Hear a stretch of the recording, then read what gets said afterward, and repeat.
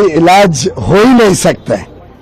इतना बेबुनियाद और झूठा बयान विपक्ष के नेता फ्लोर ऑफ द हाउस में करें, जबकि कोई फायरिंग हुई नहीं है और उसके ऊपर ऐसा बेबुनियाद और झूठा आरोप लगाना सदन के अंदर, मैं इसकी घोर निंदा करता हूं। मैं समझता हूं राहुल गांधी जी के पास कुछ बोलने के लिए नहीं है। हमने देखा 1 घंटे से कोई विषय बिल के बारे में नहीं बोले, कोई विषय जो डिबेट से संबंधित हो उसके बारे में एक शब्द नहीं बोल पाए। झूठ का फुलंदा सिर्फ राहुल गांधी जी के वक्तव्य में दिखता है। उनका फ्रस्ट्रेशन कि सरकार ने बच्चों की चिंता की, बच्चों के बारे में बहुत ही संवेदनशीलता से व्यवहार किया और उनका फ्रस्ट्रेशन के बच्चों ने उनको भी दाद नहीं दी, वो आज दिख रही है। जबकि कोई फायरिंग हुई नहीं है तो किस प्रकार का झूठा आरोप राहुल गांधी जी लगा रहे हैं। उन्होंने माफी मांगनी चाहिए, सदन में माफी मांगनी चाहिए, देश के साथ माफी मांगनी चाहिए उनके झूठे आरोपों के लिए। जो भी कार्रवाई सदन में हुई है वो पूरी तरीके से निरस्त होनी चाहिए और झूठ के आधार पर राहुल गांधी जी के वक्तव्य की सदन में अलाउ नहीं होना चाहिए। उन्होंने माफी मांगनी चाहिए।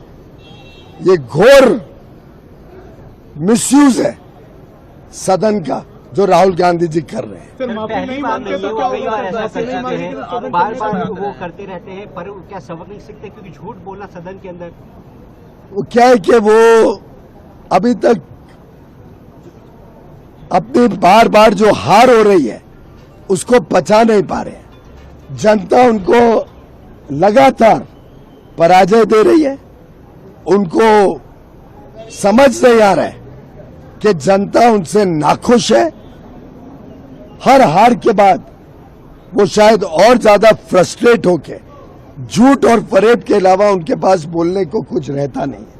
सर, आरएसएस पर भी गंभीर आरोप लगाए हैं राहुल गांधी ने कि शिक्षा मंत्रालय कितनी बेबुनियाद बातें आज उन्होंने हाउस में की हैं। राष्ट्रीय स्वयंसेवक संघ एक सामाजिक सोशो कल्चरल ऑर्गेनाइजेशन है और शिक्षा मंत्रालय रूल्स पर चलता है।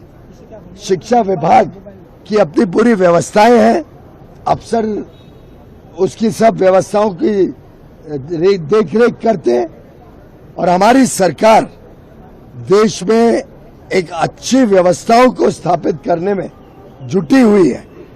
इनकी तरह नहीं कि बाहर से एक नेशनल एडवाइजरी काउंसिल और extra constitutional authority Sonia Gandhi ji की तरह इनकी सरकार चलाए। इनको अभी तक वही याद है जो कारनामे वो खुद किया करते थे और शायद इसीलिए वो समझ नहीं पाते हैं कि सरकार व्यवस्थित तरीके से कैसे चलती है। देखिए, जहां तक पेलेट गन की बात है, pellet gun is a lethal weapon. At close range, pellet gun can kill a person. Pellet gun can blind a person. मैंने आपके सामने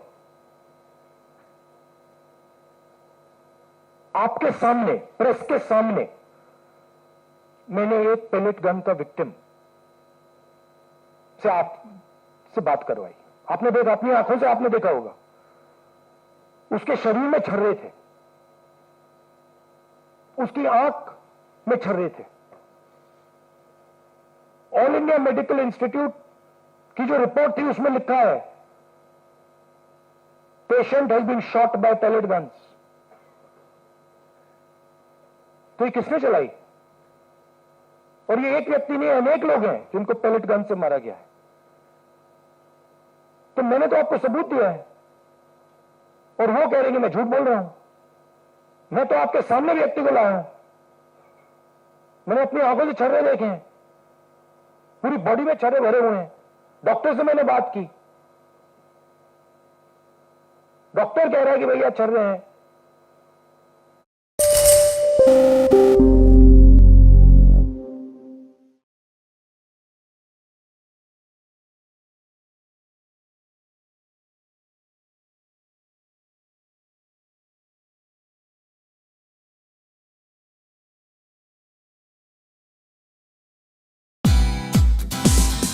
Hey, thank you for watching this on CNBC TV 18. Hope you liked it.